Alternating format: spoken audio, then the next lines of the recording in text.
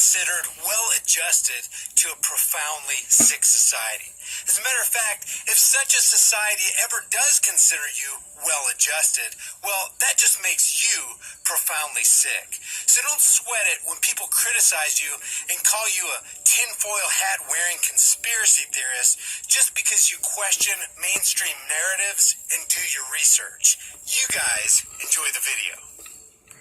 If people have ever scoffed at you and rolled their eyes because you mentioned chemtrails, cloud seeding, geoengineering, weather modification, or government-controlled weather wars, stay tuned because things in this video are going to get crazy interesting in the next couple minutes. But the craziness will be documented.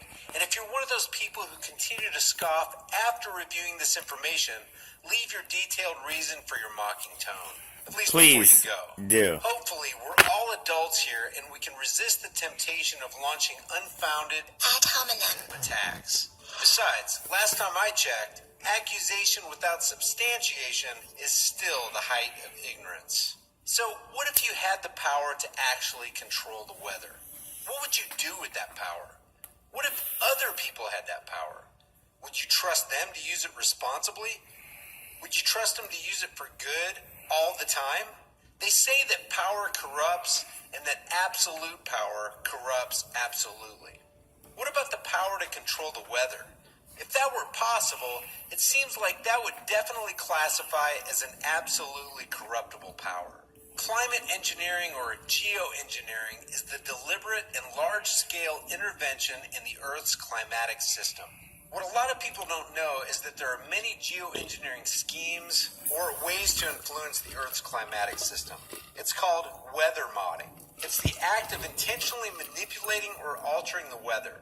The most common form of weather modification is cloud seeding to increase rain or snow, usually for the purpose of increasing the local water supply. Weather modification can also have the goal of preventing damaging weather like hail or hurricanes, or of provoking damaging weather against the enemy as a tactic of military or economic warfare like Operation Popeye. But we'll get to that in a minute. For those who think that the idea of men controlling the weather is a joke, you probably need to consider something. Weather modification in warfare has been banned by the United Nations. Obviously, the folks over at the UN think it's real.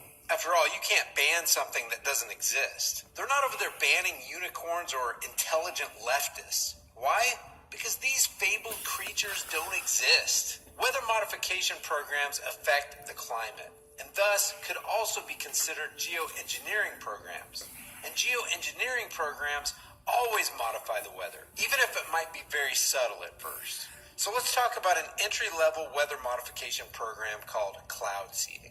Cloud seeding was achieved for the very first time, believe it or not, back in 1946 as reported by this 1968 documentary called Rainmaking, produced by the Commonwealth Scientific and Industrial Research Organization. Successful cloud seeding was first achieved by simply dropping dry ice into clouds and adding silver iodide. How is it that most people don't know much about this, even though this documentary, which anybody can access, is over 4 decades old and the technology of cloud seeding is more than 70 years old? Maybe people are just too wrapped up in watching their TV shows and posting crap on Facebook. Maybe it's just too easy to stick your head in the sand and accuse people of being conspiracy theorists because people don't really want to deal with the very real possibility that there are other people out there with technology that will blow your mind and could potentially jeopardize your life. I'm not convinced. Let's talk about weather warfare. You just got smacked in your face, bitch. Weather modification techniques like cloud seeding for military purposes. Which brings us to Operation Popeye. And I want to encourage you guys to look up all these links in the description and do your own research. This stuff is not difficult to find. Operation Popeye was a highly classified weather modification program in Southeast Asia during 1967 through 1972. The cloud seeding operation during the Vietnam War ran from March 20th, 1967 until July 5th, 1972 in an attempt to extend the monsoon season, specifically over areas of the Ho Chi Minh Trail. The operation was used to induce rain and extend the East Asian monsoon season in support of U.S. government government do your efforts own related to the research war in Southeast so you can Asia. believe 50 and understand. cloud seeding experiments were Not conducted believe, with the result no. that 82% of the clouds produced rain within a brief period of time after having been seeded. It was claimed that one of the clouds drifted across the Vietnam border and dropped 9 inches of rain on a U.S. Special Forces camp over a 4-hour period.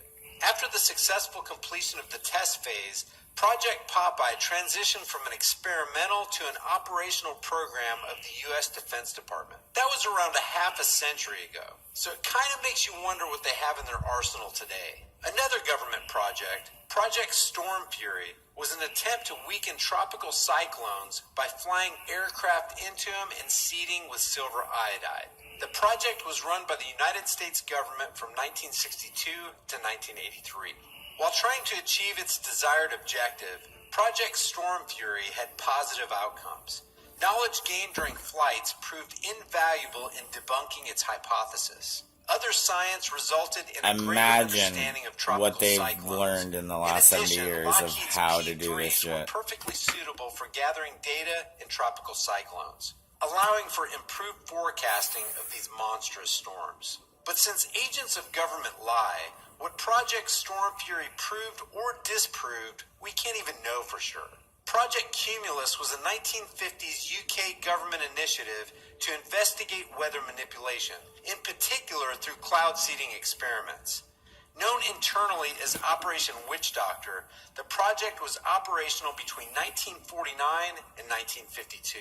And as an important side note, on August 16, 1952, a severe flood occurred in the town of Lynmouth in North Devon. 9 inches or 229 millimeters of rain fell within 24 hours. 90 million tons of water swept down the narrow valley into Lynmouth, and the East Lynn River rose rapidly and burst its banks. 35 people died, and many buildings and bridges were You're seriously welcome, people. damaged. Do your own According to the research. BBC, I love you. North Devon experienced Love yourselves enough 250 to do your own times the normal research. August rainfall Stop in believing all the dumb 1952. bullshit. A conspiracy theory, as it was called, circulated that the flood was caused by secret cloud seeding experiments conducted by the Royal Air Force. Back then, the theory was dismissed as preposterous by writer Philip Eden. Newly declassified documents reported on by The Guardian show that such experiments were being conducted in the same time period in the same location. Weather modification via cloud seeding has a long